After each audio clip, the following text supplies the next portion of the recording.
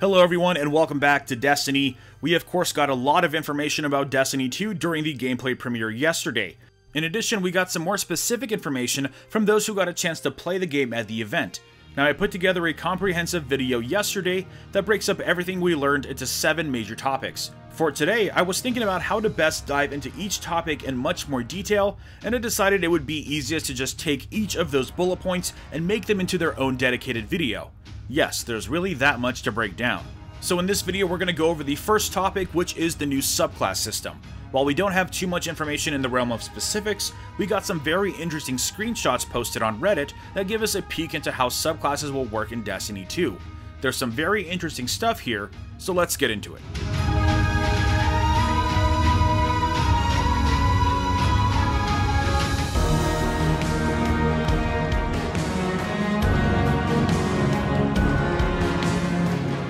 So let's start with the facts. Bungie showed off 3 new subclasses: the Sentinel, which is the new Void Titan, the Arc Strider, which is the new Arc Hunter, and the Dawnblade, which is the new Solar Warlock. These subclasses seem to be reinventions of the Defender, Blade Dancer, and Sunsinger respectively. The Sentinel produces a Void Shield that he can toss around, smack enemies with, and of course raise up in front to cast a protective forward barrier. Very, very reminiscent of the Aegis relic in the Vaults of Glass. The Arc Strider produces a staff and does melee hits while performing acrobatics, and is very much reminiscent of Darth Maul from Star Wars, which is absolutely wicked.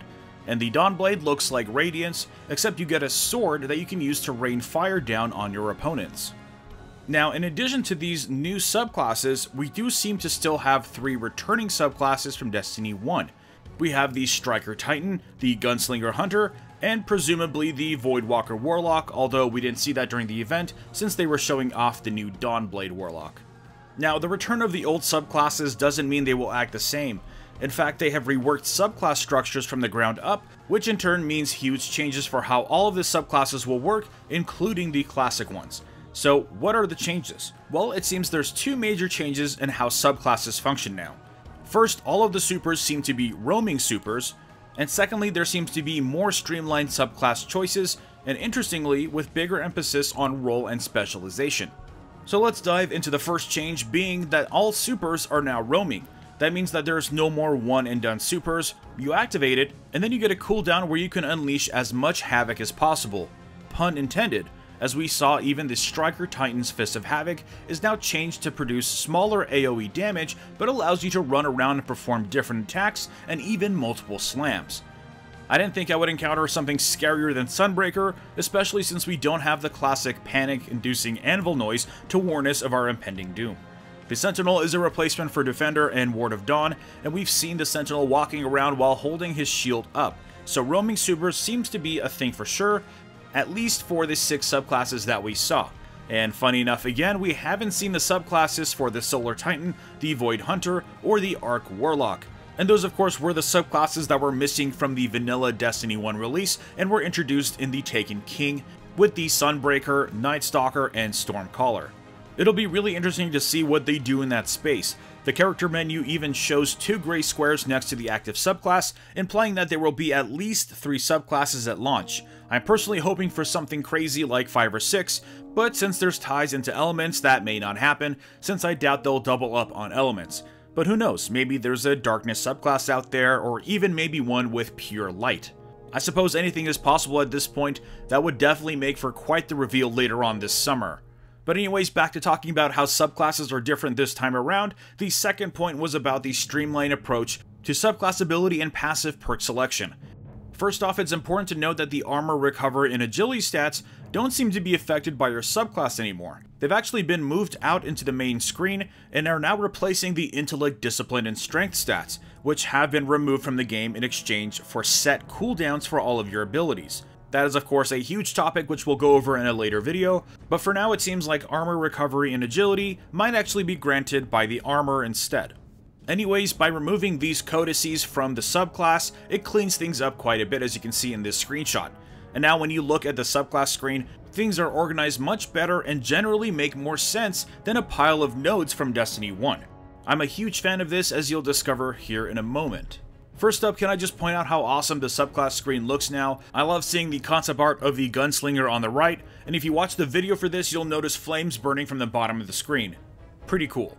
Anyway, starting in the center, we have the super icon. For this, of course, we have Golden Gun for the Gunslinger.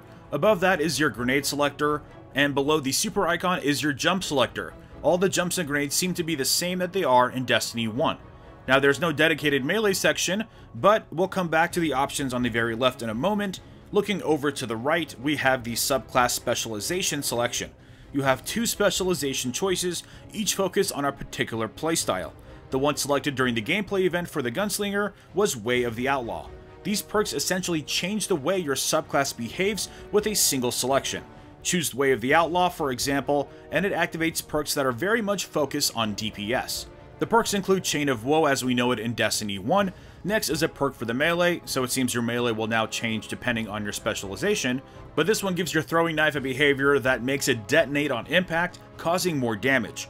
Also here you can see a modifier for the super, which changes Golden Gun to feature 6 shots instead of 3, while also increasing its rate of fire and reducing the time you have to get the shots off. From some of the gameplay footage I watched, it looks like you can get the 6 shots off at the same rate as you normally could the 3. So this essentially makes it feel more like a fanfire like the last word. I assume you will then be able to switch to the bottom specialization somehow, simply by selecting it or equipping some special armor perhaps. It's still a little unclear as that part of the subclass was not leveled up for the build they used in the gameplay premiere. However, it does seem to be focused more on precision, with perks like Gunslinger's Trance, which helps you reduce the cooldown of Golden Gun with precision kills. I'm very glad they made it this simple and should make the concept more approachable while maintaining its complexity. While I'm very happy to see many parts of the game lean more on the MMORPG side of things, I'm glad it's not too deep or complex in systems that directly tie into gameplay, helping you stay more focused on strategy and combat effectiveness. Now, moving on to the icons to the left of the subclass tree, we have the brand new class abilities. From what I've heard, it seems that the class abilities are not affected by your subclass selection. So regardless of which subclass you have equipped, you will always have these same class abilities. In this case, we have a dodge roll for the Hunter. This ability feels like Shadestep from Destiny 1, but adds even more useful perks. Essentially, you can switch between 2 versions of the dodge. The first dodge also reloads your equipped weapon on activation, and the other grants you melee energy, again giving you the choice based on your playstyle or the situation you're in. Overall, I really love the new subclass system. I love that you can decide to go full on DPS and choose Marksman Dodge with Way of the Outlaw and go ham on everything. If you're paired up with a Sentinel Super or a Dawnblade's Healing Rift, you'll be able to be well supported. And that's really the best part of the new system. It grants actual team role responsibilities. You can have a tank, DPS, and healer, and have that actually mean something and impact your gameplay in a very real way. Oh, and I love how they managed to work in a healer class into Destiny. Very clever. Now, we'll go over each of the individual subclasses as more information is made available, but I wanted to just give you a feel of how all the subclasses now function and what it means for your Destiny 2 experience. I'm sure we've just scratched the surface of what's possible, and it's going to be really awesome to experiment with different team comps when the game comes out. Anyways, let me know what you think of the new subclass system in the comments below. The next topic of conversation will be the new weapon slots, so be sure to subscribe to my channel for my continued Destiny 2 coverage. Thanks for watching, and I will see you all next time.